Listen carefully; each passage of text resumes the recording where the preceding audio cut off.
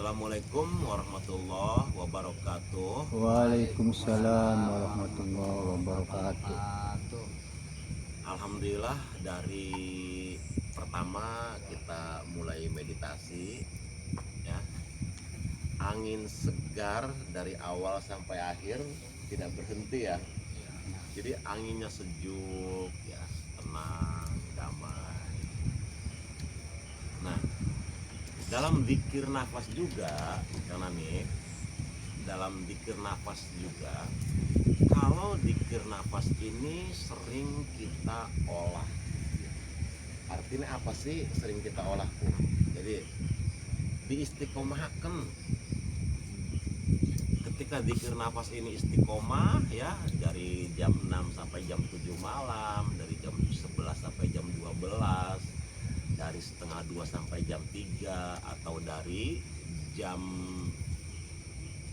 5 sampai jam 6 pagi, juga itu waktu-waktu yang sangat istimewa. Artinya di waktu itu keheningannya sangat dapat sekali. Nah, hikmah dari zikir nafas ini karena nih ya, ketika kita istiqomah zikir nafas ya, istiqomah zikir nafas, nanti ya yang pertama kita dapatkan itu badan kitanya sehat ya. Kesehatan fisik itu dari zikir nafas itu awal yang dibangun pertama. Nah, ketika fisik kita sehat ya, bayangkan nikmat yang terbesar dalam kehidupan itu adalah badan yang sehat ini. Dan itu dalam zikir nafas ya didapat yang paling pertama. Ketika badan kita sehat, kita akan bisa melakukan aktivitas apapun dengan badan yang sehat. Pertama, dalam zikir nafas itu yang didapatkan fisik kita sehat. Yang kedua, rasa takut. Ya, sok aja yang zikir nafas di sini rasakan rasa takut. Artinya takut ke tempat-tempat yang angker ya, yang kata orang lain itu ada jinnya, ada setannya, ada apa namanya? Iya. Di mana tempat yang angker? Kalau dulu sebelum zikir nafas itu benar-benar kita merasa takut di tempat-tempat yang angker. Tapi ketika kita sudah belajar zikir nafas, sedikit demi sedikit rasa takut itu terkikis. Terus saeutik teh leungit rasa takut tuh. Kalau sudah terbiasa zikir nafas, itu nanti sedikit demi sedikit ya, rasa takut itu bisa hilang malah. Karena sebenarnya ya, tempat-tempat yang kata mereka itu angker ya, menakutkan gitu ya, sebenarnya tempat-tempat yang itu tuh ya, di dalamnya itu ada energi yang sangat luar biasa.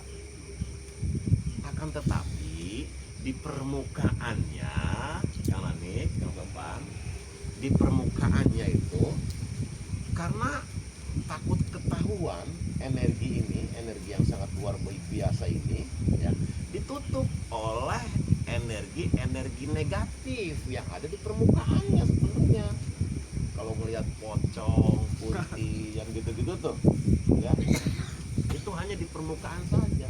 Supaya apa? Supaya energi yang istimewa itu tidak tersentuh gitu, tersembunyi. Dan kalau kita sudah masuk ke wilayah zikir nafas ya, itu nanti kita paham sebenarnya yang angker itu bukan tempatnya, tapi hati kitanya. Iya, kalau hati kitanya angker ya, iya, banyak melakukan apa yang Allah nggak senang, kita terjang aja gitu kan. Nah, ketika hati kita angker sebenarnya baru kita nyambung ke tempat yang angker itu ada rasa takut. Berarti ketakutan sebenarnya dari mana datangnya? Ya dari hatinya ini. Sinapsis kita sendiri ya. Iya, kitanya gitu. Kitanya gelap, ya kitanya gelap, hati kitanya gelap gitu kan. Ya karena apa ya? Mengkonsumsi amarah, dendam, kebencian, keakuan. Setelah belajar dzikir nafas ini, insya Allah nanti rasa takut akan mengurangi gitu, bahkan bisa hilang. Nah, setelah rasa takut ini hilang, nanti yang hadir itu apa coba? Hah? Takut kepada Allah, merasa takut kepada Allah. Merasa takut kepada Allah itu bukan Allahnya jahat ya Nanik, bukan. Tapi kitanya yang lebih hati-hati menjalani kehidupan ini. Iya, kalau Allah senang dermawan, ya, kitanya memaksa jalan hidup yang kita tempuh itu kebahilan. Nah, karena kita takut kepada Allah, maka kita tidak melakukan kebahilan ini. Gitu, Widi. Jadi takut kepada Allah itu ketika Allah senang dermawan, kita melakukannya kebahilan. Iya kan? Nah, ketika kita menjalani kebahilan, ya berarti kita tidak takut kepada. Ketika kita yang kita jalani kedermawanan, berarti kita takut kepada Allah gitu. Jadi takut kepada Allah itu bukan Allah jahat, gitu. Tapi kitanya sendiri yang takut untuk melakukan pekerjaan apapun yang tidak disenangi oleh Allah. Allahnya menyuruh kita penyabar, ya. Ketika kita memposisikan bahwa diri kita ini adalah pemarah, ya, takutnya kita melakukan kemarahan ini. Takut nanti yang kita jalani adalah kesabaran, gitu maksudnya mah. Takut kepada Allah tuh itu gitu, bukan Allah sesuatu yang menyeramkan, enggak. Nah, sudah seperti itu, rasa takut hilang, nanti timbul rasa takut kepada Allah dengan melakukan apapun yang disenangi oleh Allah, gitu kan. Nah, yang ketiga dari dzikir nafas ini, Gus Jaki ya, pikiran kita tenang pikiran kita tuh, ya, tenang, damai pikiran kita tuh. Kalau memang ada yang perlu dipikirkan, masuk, cari solusinya seperti apa, penyelesaiannya seperti apa. Kalau memang nggak penting, lebih baik diam. Karena ketika kita diam itu sebenarnya bukan kita tidak berpikir. Dalam diamnya kita itu, ya, banyak dari dalam diri ini menyapa kita. Artinya masa lalu, masa depan, nanti kita seperti apa, itu akan datang terus. Nah, dengan tenang, ya, dengan tidak banyak berpikir, nah nanti pikiran dari manapun itu kita respon. Nah, setelah direspon ini, dari pikiran-pikiran yang negatif kita ubah menjadi pemikiran-pemikiran yang positif. Nah, sudah dari pikiran, ya, nanti dada kita lapang, hati kita tenang, gitu.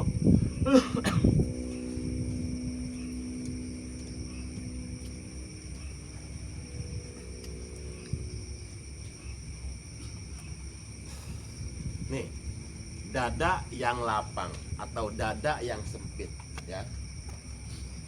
Masalah, ya, sekecil apapun itu akan terasa besar ketika masuk ke dalam dada yang sempit. Jadi masalah apa mereka, ya, masalah sing cilik ya, bahkan dada sempit, ya, dada masalah sing gede. Sekecil apapun masalahnya, ketika masuk ke dalam dada yang sempit itu akan menjadi masalah yang besar. Seperti apa? Seperti ketika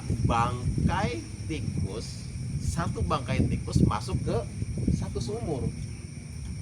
Karena sumur itu kecil, walaupun bangkainya yang masuknya itu bangkai tikus, kira-kira bau nggak? Nah, itu maksudnya dada yang sempit itu seperti itu, gitu. Nah, ketika masalah sebesar apapun, masalah nih sebesar apapun, ketika masuk ke dalam dada yang lapang, itu akan menjadi masalah yang kecil.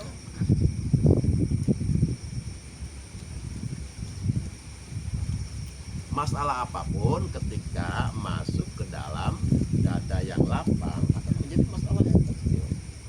1 juta bangkai gajah ketika dibuang di tengah laut, ada baunya enggak? Dek, sudah sing biasa ning laut ke. Lamun ana 1 juta bangkai gajah dibuang di tengah laut, kira-kira mampu beli? Nah, itu masalah sebesar apapun ketika masuk ke dalam dada yang lapang, tidak ada masalah. Nah, zikir nafas ini, Kang Nanik, mempengaruhi juga kepada kelapangan dada. Legowo, lapang, nyaman. Nah, artinya apa? Ya, zikir nafas ini begitu sangat penting sekali sebenarnya dalam kehidupan. Dan zikir nafas ini adalah identitas dari ya ilmunya Syekh Abdul Qadir Jailani, waliullah. Syekh Abdul Qadir Jailani, karena nih setiap nafas masuk apa bacanya? Allah. Setiap keluar, setiap masuk lagi, Allah. Keluar lagi, Nah, begitu dinikmati oleh beliau. Nah, ini salah satu pikiran dari Syekh Abdul Qadir Jailani yang kita konsumsi di sini. Ya, ini kan ilmunya waliullah, orang-orang soleh, ya kan? Nah, dan zikir nafas ini kalau kita urai lebih dalam, ya, ketika Allah meniupkan ruh ke dalam diri kita, wa nafahtu fihi min ruh, ya, ruh itu kan ditiupkan. Nah, nih, ketika ruh itu ditiupkan, berarti apa coba yang ditiup? Ditiupkan, berarti apa yang ditiupkan? Asma. Ya udara. Udara. Makanya Allah sendiri itu tidak bisa dilihat, tapi Allah bisa dirasakan kehadirannya. Seperti udara, tapi Allah bukan udara.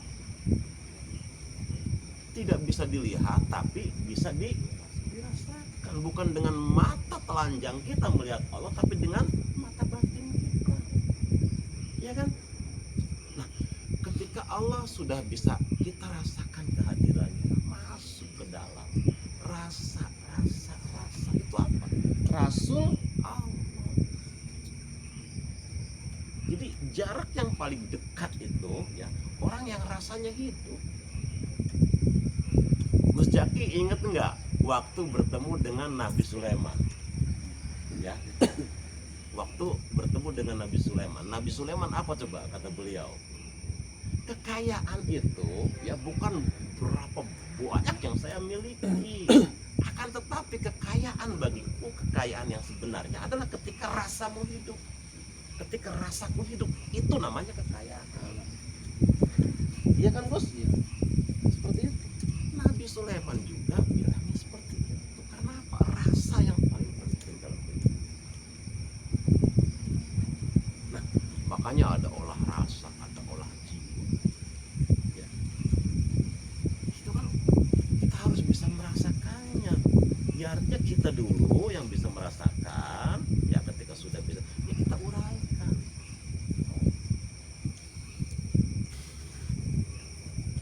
Ya enggak, Kang Nanik? Wa nafatu fihi min ruh. Ya kan? Nah, ya udah kita nggak usah lebih jauh lagi.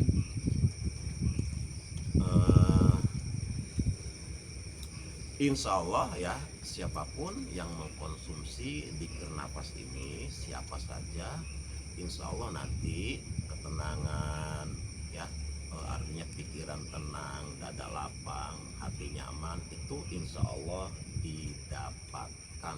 Itu oleh siapapun. Cuman memang di dzikir nafas ini ya memang ada syaratnya. Di dzikir nafas ini siapapun orang yang sudah masuk ke wilayah dzikir nafas, Kang Sopan, identitasnya satu. Kamu akan masuk ke wilayah dzikir nafas tenggelam lebih dalam lagi ketika satu udah apa syaratnya, kedermawanan sudah melekat mendarah daging dan menjadi identitas dirimu. Itu khairun nas anfa'uhum, kemanfaatan gitu. Udah kita sedikit tentang uraian sedikit dzikir nafas ya tadi. Untuk Gus Jaki coba dari awal tadi meditasi sampai akhir, Gus diurai Gus. Bismillahirrahmanirrahim. Assalamualaikum warahmatullahi wabarakatuh. Waalaikumsalam warahmatullahi wabarakatuh. Tadi ketika dzikir nafas Ya. mulai saya masuk di dalam dan mulai keluar alam bawah sadar. Situ saya ditemukan oleh Allah, kembali oleh menemukan sama ratu lagi. Oh sama Ratu. Ratna Ningsih Nawang Wulan. Oh yang itu tuh Gus, yang Ratu Ningsih Nawang Wulan ya. Ceritanya Ini enggak Gus, pakai mahkota enggak Gus? pakai Pakai bajunya? baju hijau. Oh iya. Terus? Perjalanannya seperti ini. Ketika saya masuk itu,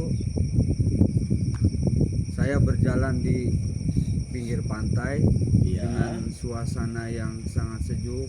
Angin pantai seperti apa, gede gitu. Iya. Spoi. Spoi aja gitu. Boy. Terus? Warna lautnya hijau, biru. Warna laut biru. Terus saya berjalan beberapa kilometer berjalan di pinggir pantai itu. Dari kejauhan saya seperti melihat orang yang sedang duduk. Terus saya dekatin. Ternyata beliau ratu itu yang sedang, katanya dia lagi menunggu saya, Guru. Wih, ditunggu. Masya Allah, keren banget. Oke, lanjut.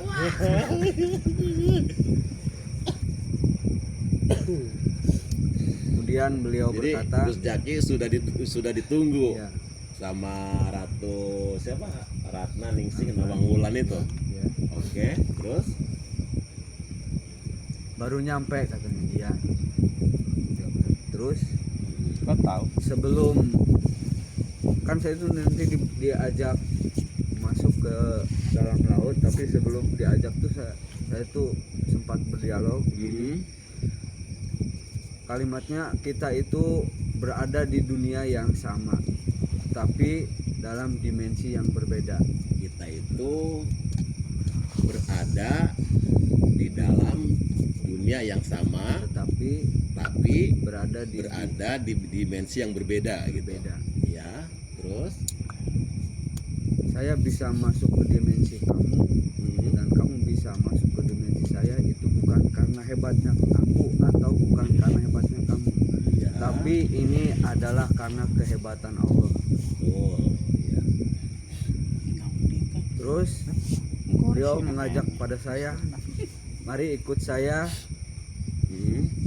sambil saya tangannya dipegang, Ada. berjalan ke tengah laut. Nah, ikut deh. Bukan nyebrang tak? Yang dipegang apanya Gus tadi, Gus? Tangan, bro. Masya Allah. Terus masuk ke dalam Hmm. sampai tiba di sebuah istana beliau. Iya. Istananya emas semua, Guru. Oh, di dalamnya tuh. Terus? Kemudian saya dilepaskan pegangannya. Kemudian beliau berjalan, saya disuruh tunggu di sebuah ruangan Berarti itu di dalam kerajaan. dalam kerajaan. Oke. Beberapa saat kemudian beliau muncul lagi dan membawa apa benda yang seperti apa, pena Oh, pena. Pena. Iya. pena tapi terbuat dari kayu yang warna coklat, Guru. Pena itu Terbuat dari kayu yang warna coklat. Warna Penanya coklat. ini. Hmm. Iya, iya. Kemudian beliau berkata, Hmm. ini saya berikan buat kamu penanya. Nama Iya. penanya itu beliaunya ngomong ini penanya namanya telapak jiwa. Oh, nama penanya telapak Telapak jiwa.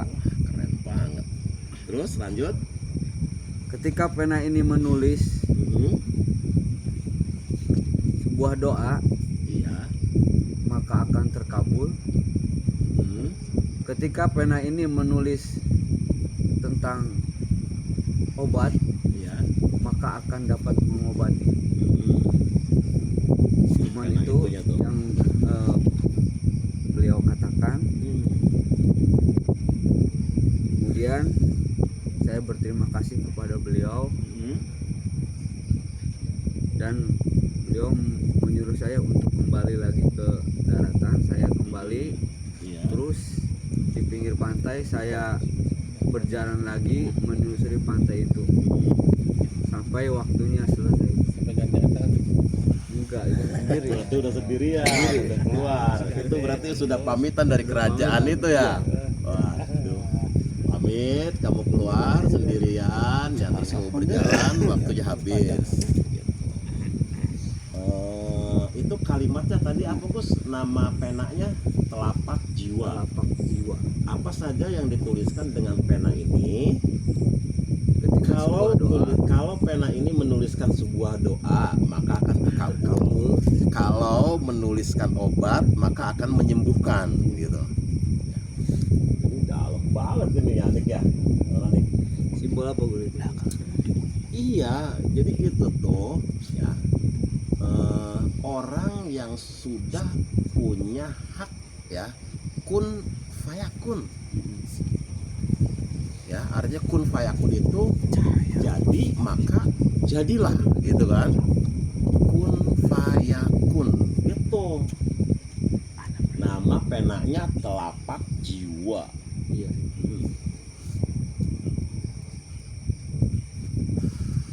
Nah, gini cara ngurainya supaya ya pena itu sebenarnya di kalimat di situ tuh sebenarnya mah gerakan hati nih, gerakan hati. Ketika hati bergerak apapun ya, maka Allah akan mengijabah gerakan hati kita. Ya, artinya kalau kita menasehati akan didengar, diimplementasikan, dan dia punya permasalahan apa akan selesai. Ya, ketika gerak hati kita mendoakan siapapun, ya, doa itu akan terkabul. Dan ketika umpamanya ada pasien, ya, gerak hati kita untuk ke pasien itu geraknya dia menyembuhkan. Ya. Nah, itu dari mana datangnya dulu ya? Dari mana? Itu dari gini Gus, kalimatnya tuh Gus ya. Iya. Pena tidak pernah mengatakan bahwa dirinya yang menulis. Bisa nggak gitu? Pena itu tidak pernah berbicara bahwa dia yang Menulis. menulis. Coba bayangkan, ketika Kang Nanik banyak berbuat baik, dermawan, ya, banyak bermanfaat. Ketika kedermawanan kamu tidak pernah kamu klaim bahwa kedermawanan itu datang dari kamu, itu orang yang punya akun fayakun. Menggawe tapi orang ngerasa, ngelengkah tapi orang ngerasa, ngomong tapi orang ngerasa, ndeleng tapi orang ngerasa. Nah, kesana larinya telapak jiwa itu. Nah, telapak jiwa juga di sana itu ada simbol jiwa. Jiwa jiwa nyiji karo nyawa. Apa sih nyiji karo nyawa itu? Merasa bersama dengan Allah kapan dan dimanapun. Jadi siapa saja orang yang merasa selalu bersama Allah kemanapun, itu orang yang punya hakul fayakun. Akan tetapi orang yang seperti ini yang punya hakul fayakun ya, melihat sosok orangnya itu tidak seperti yang kita bayangkan. Suara jubah. Iya. Iya, artinya gini. Iya, artinya gini. Apapun ya yang akan membuatnya menjadi pencitraan itu dia delete. Karena apa? Kebaikannya itu tidak harus diperlihatkan untuk orang lain. Kebaikan apapun cukup dirahasiakan antara dirinya dengan Tuhannya saja yang tahu. Itu.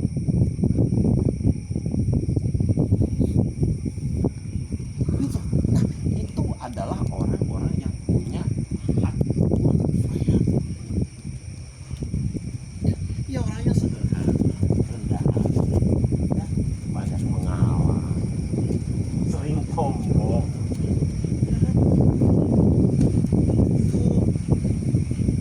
Jadi tapak jiwa itu Gus, maksudnya ya orang yang punya hak doanya diijabah, omongannya menjadi obat, mampu menyembuhkan. Itu satu. Ya, orang yang seperti pena, ya, dia menulis dengan pena ini tanpa merasa bahwa yang menulis itu adalah pena. Berarti yang menggerakkan siapa? Nah, itu kita juga kalau sadar bahwa kita ini ya hadir bisa di sini ini, datang hadir di sini ini ya karena adanya Allah, ya, karena adanya Allah. Nah, itu kita punya hak untuk seperti itu. Tuh sebenarnya mah tapak jiwa ya, tapak jiwa tuh gitu.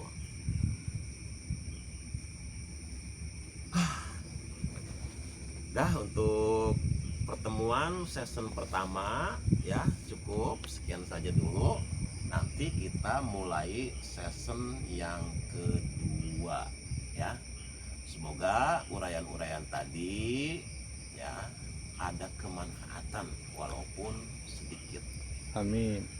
Kiranya cukup sekian saja. Wabillahi taufik wal hidayah. Wassalamualaikum warahmatullahi wabarakatuh. Waalaikumsalam warahmatullahi wabarakatuh.